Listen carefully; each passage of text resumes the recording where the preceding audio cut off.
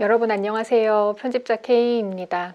오랜만에 인사드리는 것 같아요. 잘 지내고 계시죠? 제가 사실 여러 번 촬영을 중간에 해보려고 했는데 잘 안 되더라고요. 2년 넘게 어떻게 그렇게 매주 했었나 싶게 카메라를 켜고 말을 막 하는 게 어색하고 잘 안 풀려서 평일에 퇴근하고 저녁 먹고 부랴부랴 카메라를 켜봤습니다. 물러설 곳이 없고 이번 주에는 꼭 올리고 싶어가지고 긴 안부 인사나 근황 이야기는 영상 말미에 다시 나누도록 하고 우선 책 추천을 먼저 해보도록 하겠습니다.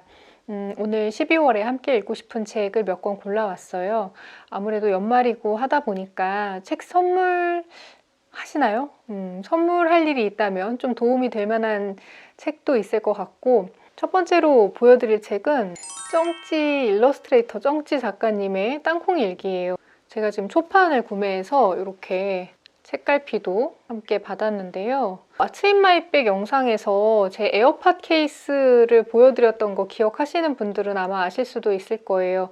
쩡찌 작가님의 일러스트, 요 아이들로 꾸며진 에어팟 케이스를 가지고 다니는데 제가 굉장히 팬이고 쩡찌 작가님이 인스타그램 계정에 올리는 이 땅콩 일기와 기타 등등 여러 가지 연재물들을 너무너무 즐겁게 읽었어요. 한 1, 2년 된 것 같아요. 연말에 책 선물하고 싶다. 근데 그 사람의 취향을 구체적으로는 잘 모르겠다 하시는 분들 이 책 고르시면 실패 확률이 아주 낮을 거라고 제가 확신을 합니다. 땅콩 캐릭터가 있죠.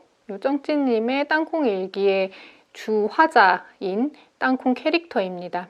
다른 소위 인스타툰이라고 말하는 작품들에 비해 제 생각에는 텍스트가 좀 많은 편인 것 같은데 그게 굉장히 핵심적이고 이런 군더더기 없는 그림들하고 착 붙어서 더 마음에 잘 남는 시리즈이지 않나 싶습니다. 여러 감정들을 환기하는 그런 능력이 이분의 글과 그림의 굉장히 좀 강점인 것 같아요. 내가 살면서 겪었던 어떤 장면들, 어떤 순간들에 마주했던 잘 이름 붙이지 못했던 감정들을 내가 느꼈던 그때 그 감정이 이런 거였구나 라고 뒤늦게 깨닫게 되거나 아니면 나도 이런 거 알아, 나도 느껴봤어, 나도 그랬지 하고 바로 이렇게 공감이 되고 이입이 되는 그런 감정선을 너무 잘 그리시는 것 같아요. 정말 큰 능력이라고 생각을 하고 쩡찌님 글과 그림을 읽으면서 울어보신 분들도 많을 것 같고 저도 그랬거든요.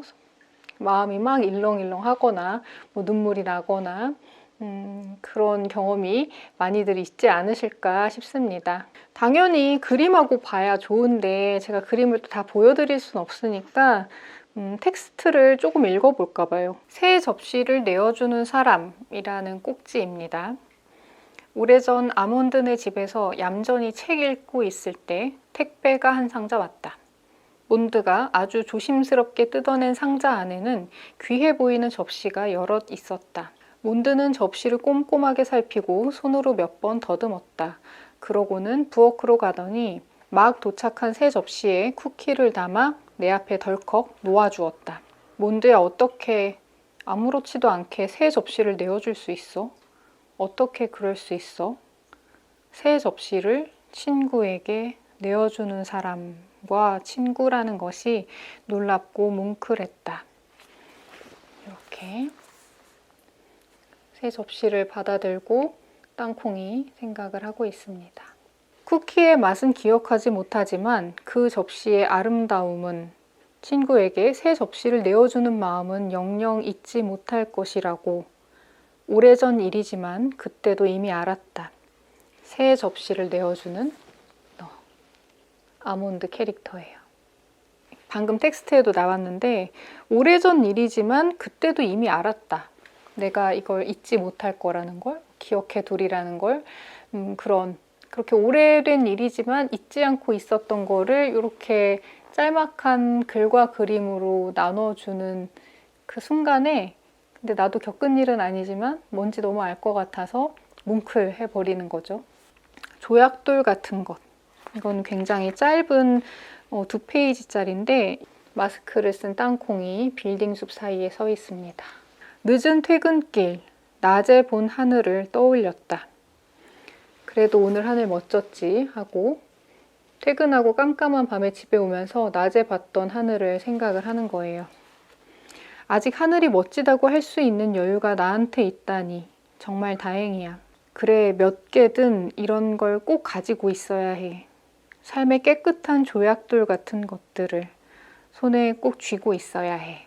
이렇게 그냥 짤막한 2페이지의 글과 그림이고, 이런 어떤 조약돌 같은 걸 쥐고 있어야 해 하는 것이 이 책에 이제 몇 번 여러 모티프로 등장을 하는데, 그런 거 읽다 보면은 저도 좀 생활하는 어떤 순간순간에 그 내 안에 보이지 않는 조약돌이 있는 것 같은 느낌을 가지고 또 어떤 순간을 견뎌내는 그런 때가 있는 거죠.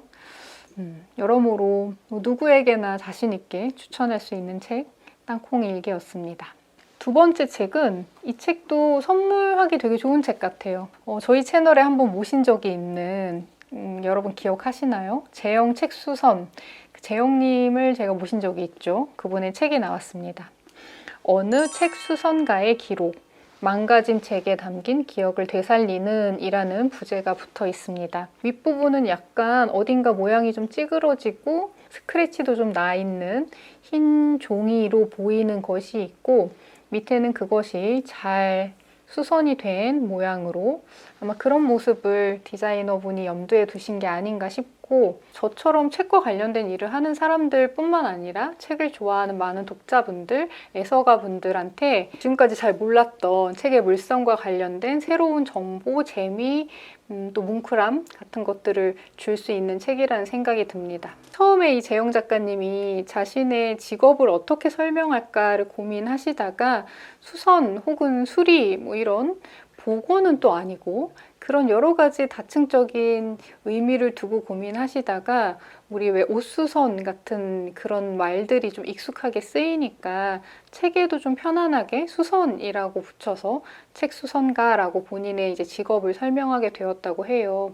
근데 이제 조금 더 본질적으로 따지고 들면은 수선가이자 이제 보존가에 가깝다라는 얘기도 나오더라고요. 책이 어떤 식으로건 그 상한 것이 더 심해지지 않도록 잘 보존되도록 매만지는 일, 그런 일을 하시는 분입니다. 재밌는 게 몇 권의 특별한 책 수선 의뢰인의 사연과 그 책들의 비포 애프터 사진과 어떤 상태였는데 의뢰인이 뭐 어떤 요청을 했고 그래서 내가 이렇게 고쳤다. 나달나달해진 국어사전 의뢰가 들어왔는데 이렇게 잘 마무리를 지었다. 이 비포 애프터 사진을 보는 게 되게 재밌고, 일단은 비포 사진을 보면서 그 사연을 읽잖아요. 그러면서 약간 꼭지가 반복될수록 조금 두근두근해요. 아, 이게 그러면 어떻게 고쳐졌을까? 이렇게 엉망진창으로 파손된 책도 수선이 되나? 하면서 약간 기대하면서 애프터 사진을 보게 됩니다. 이런 유리구두, 이렇게 낡은 책도 의뢰가 들어온 적이 있는데, 이 책과 관련해서 여러 가지 이야기를 쓰시면서 낙서는 지우지 않는다 하는 얘기가 있어요. 책을 수선한다고 했을 때 낙서까지 다 지워서 깨끗한 흰 종이 상태로 돌려놓는다는 것이 아니라 이 의뢰인한테는 그 책의 낙서가 굉장히 소중한 기억이고 추억의 기록물인 거잖아요. 그러니까 그 낙서는 지우지 않는 것이죠. 그걸 지우지 않는 채로 수선하는 것이 온전한 수선인 거고, 의뢰인에게는 유리구두에 남아있는 작은 낙서 하나까지도 지우고 싶지 않은 소중한 기억인 것처럼 책이 망가졌다고 해서 그 책과의 추억까지 흠집이 나는 건 아니다. 그건 그 오랜 시간을 책과 주인이 함께 견뎌온 우정이라고, 그건 정말이지 또 다른 사랑이라고 다시 한번 말하고 싶다. 그 시간과 사랑 안에서 책 수선가로서 내가 할 수 있는 일이 있어서 참 다행이다. 이렇게 찢어진 거 어떻게 감쪽같이 붙이지 싶은데, 뜯어진 섬유질의 결을 하나하나 풀어서 다시 이어주는 과정을 거치는 일까지 있다고 해요. 그리고 어떤 분은 70년이 훌쩍 넘는 세월을 고스란히 간직한 할머니의 일기장 품에 안고 손녀분이 이제 할머니의 일기장을 더 낡지 않게 파손되지 않게 잘 매만져서 할머니께 다시 선물하고 싶다라고 의뢰를 해주신 거예요. 이런 사연들도 보면은 참 나에게는 이렇게 파손이 됐지만 소중한 책이 또 없나 생각도 해보게 되고, 그래서 잘 엮어서 이렇게 겉사계까지 아름답게 만들어서 다시 돌려드린 이야기 같은 것이 나옵니다. 파손된 책의 형태와 의미를 수집해 나가는 이 재영 책수선의 재영 작가님 책도 여러분들 한번 읽어보시면 좋을 것 같아요. 같이 권해드립니다. 그리고 세 번째 책, 저의 친구들이 쓴 책입니다. 읽는 사이라는, 친구들이 쓴 책이라서 참 이게 팔이 안으로 굽는다는 느낌을 드릴까봐 어떤 글이 너무 좋다 막 이런 내용은 조금 줄이고, 이 책의 아주 특별한 점을 좀 말씀을 드리고 싶어요. 구달 작가는 아무튼 양말이라는 책을 썼고, 이지수 작가는 아무튼 하루키라는 책을 쓰기도 했는데요. 독서 취향이 아주 많이 다른 두 사람이, 하지만 서로가 어떤 사람인지는 너무 잘 아는, 우정으로 연결되어 있는 가까운 사이인 거죠. 그런 가까운 사이에 취향은 다른 두 사람이 서로에게 자신의 취향이 담긴 책을 골라서 읽게 하는 거예요. 이게 지금 책꽂이 교환 프로젝트라고 해서 각자가 고른 10권의 책을 교환해서 읽고, 그 책을 내가 왜 너한테 추천했는지 짧은 메모 혹은 어떤 지령, 미션 같은 것을 적은 메모와 함께 상대방에게 선물을 하고, 그것을 받은 사람이 내 취향이라면 절대 읽지 않았을 책들, 하지만 내가 소중히 여기는 친구인 너가 권하는 책이니까, 그리고 너가 나에게 준 미션이니까 그 마음에 기대어서 이 책을 읽고 어떤 책이었는지, 내가 어떤 감상을 받았는지, 아니면 너가 준 미션에 난 이렇게 응답을 하겠다 하면서 적은 에세이들을 묶은 책입니다. 여러분이 이런 시국에 친구들과 가까운 사람과 책으로 연결되어 있는 이런 방법을 한번 해보시면 어떨까라는 생각이 들어서 이 컨셉 자체를 좀 보여드리고 싶은 마음도 있었습니다. 그래서 내 독서의 외연을 넓히는 일이기도 하고, 그 친구를 어쨌건 생각하면서 내가 고르게 되잖아요. 그 일 자체가 주는 낭만이 있죠. 책도 되게 예뻐요. 권한 책을 이렇게 컬러 사진으로 다 실었거든요.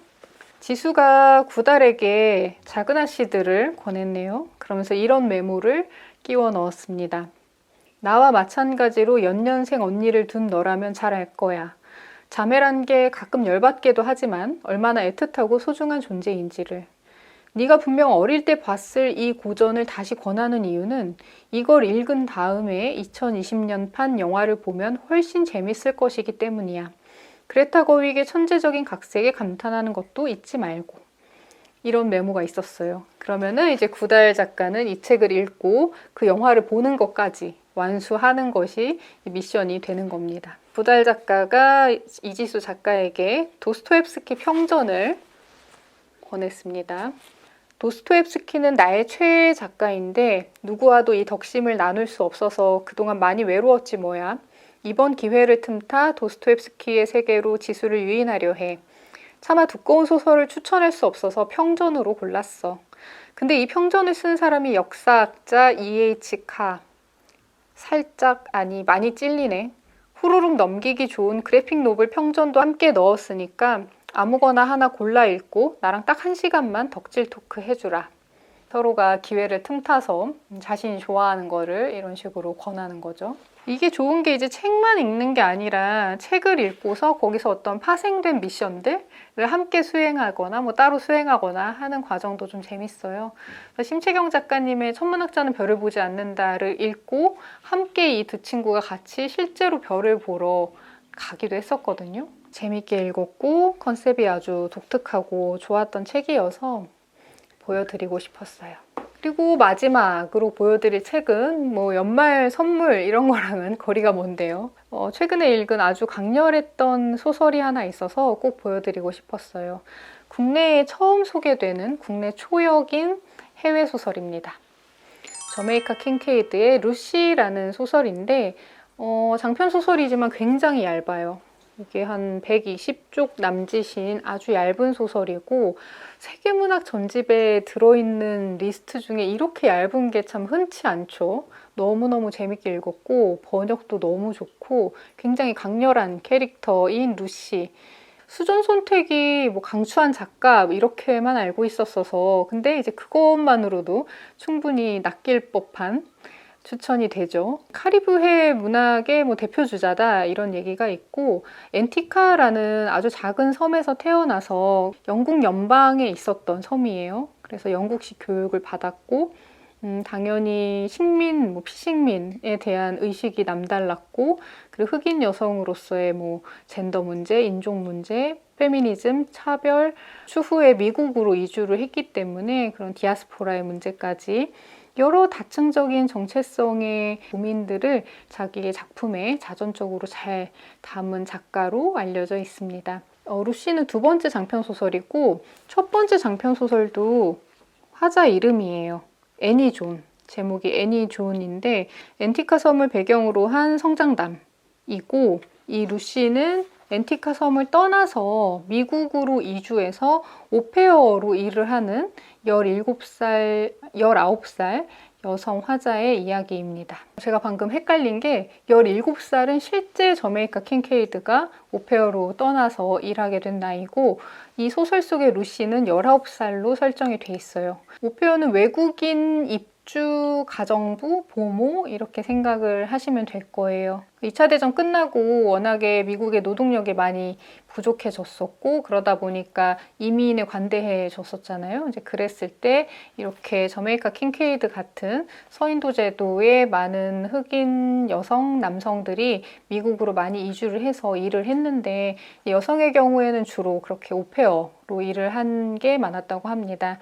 실제로 저메이카 킨케이드도 17살 나이에 입주 보모로 일을 했었고 그때 자신이 겪은 내용이 아주 많이 반영된 작품을 쓰게 된 것이죠. 우리 자신을 결정짓는 여러 정체성의 측면들이 내가 경험할 수 있는 세계를 굉장히 한정 지을 때가 많죠. 이제 그것을 넘어서게 해주는 게 좋은 문학들이 하는 일일 텐데 우리와 완전히 다른 세상을 사는, 세상을 완전히 다르게 보는 눈을 한번 체험해 볼 수 있는 좋은 소설이었습니다.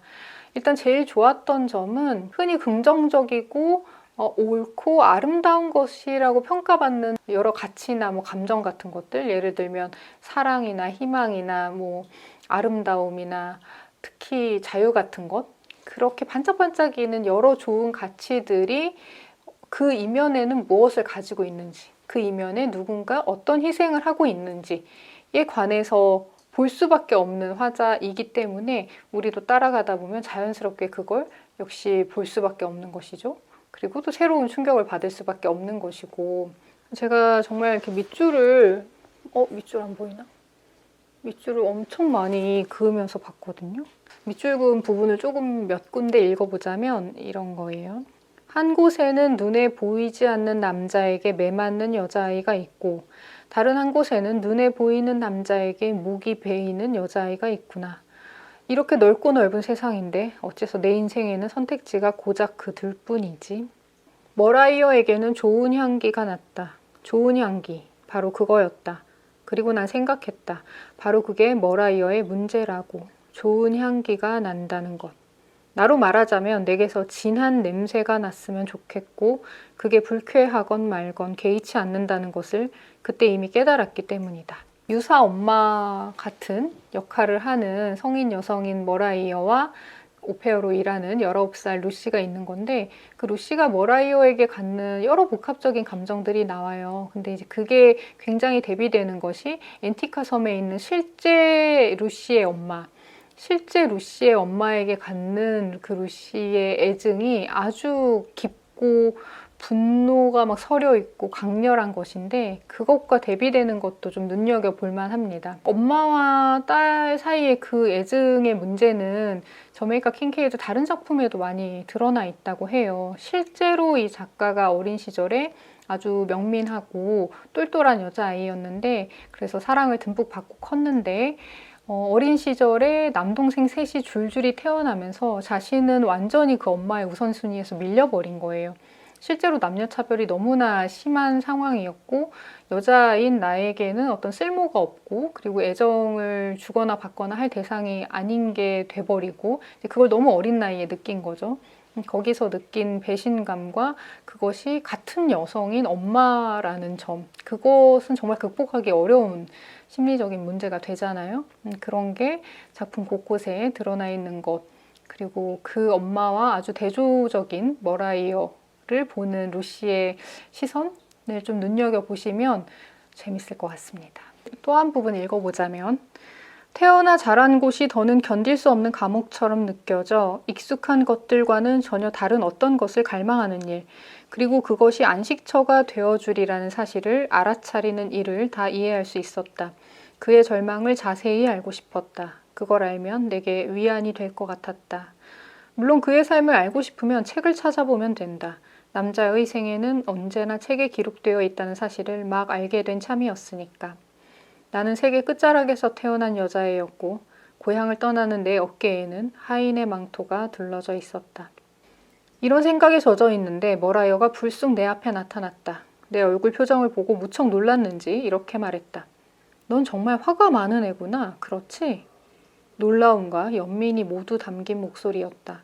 대답으로 뭔가 그녀를 안심시켜주는 말을 하는 게 좋았을 것이다. 그렇지 않다고 말이다. 하지만 난 대신 이렇게 말했다. 물론 화가 많죠. 당연한 거 아니에요? 1세계의 백인 남성과 데이트를 하면서 차를 타고 가고 있는데 그 남성 폴이 차를 몰며 대양을 건넜던 위대한 탐험가들 이야기를 해주었어요. 루시에게, 앤티카 섬을 떠나온 루시에게. 단지 돈을 벌기 위해서가 아니라 자유를 위해서였고 그렇게 자유를 찾아 나서는 것이 인간의 조건이라고 했다. 그에게 그런 취미, 그러니까 자유라는 취미가 있다는 건 그때 처음 알았다. 길을 건너려다가 쌩쌩 달리는 차에 치여 죽은 동물들, 사슴, 너구리, 오소리, 청설모가 길가에 널려 있었다. 난 동물의 사체를 가리키며 이렇게 말했다. 자유를 향해 가는 길에서 누구는 재물을 얻고 누구는 죽음을 얻지. 대수롭지 않게 말하려 했지만 잘 안 됐다. 그 뒷부분에 이제 어떤 반전이 나오는데 그 부분은 읽으시는 분들 재밌으시라고 남겨놓겠습니다. 아주 재밌게 읽은 책이고 워낙 좀 강렬하니까 제가 읽어드린 부분 들으셔서 아시겠지만 때에 따라서 경우에 따라서 불편하게 느껴지는 지점도 있을 것 같아요. 근데 그런 거를 당연히 무릅 쓰셨으면 좋겠고 그래서 소개해드리는 책입니다. 네, 여러분 이렇게 찍어봤습니다. 또 찍으니까 어찌어찌 4권 다 마무리를 했네요. 재밌게 보셨을지 모르겠어요.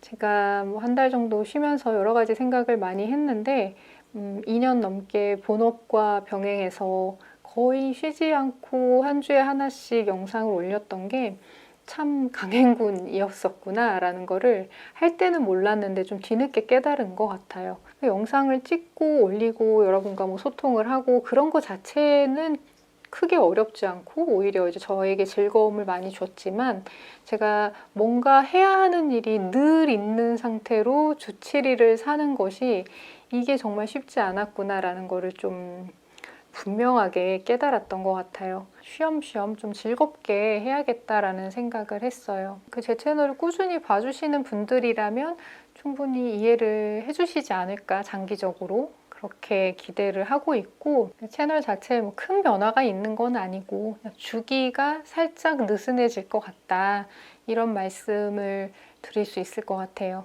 근데 뭐 이달엔 이 책 같이 제 채널에서 많은 분들이 좀 기다려 주시는 영상은 꼬박꼬박 올릴 생각입니다. 다시 돌아왔으니 또 반갑게 인사 나눴으면 좋겠고요. 연말이고 연말이면 올해의 책 빠질 수가 없죠. 그래서 올해의 책 영상 준비하고 있으니까요. 그 영상으로 다시 찾아뵙겠습니다. 한 주 잘 마무리하시고 수고 많으셨습니다. 다시 뵈어서 반갑습니다. 네, 그럼 저는 물러갈게요.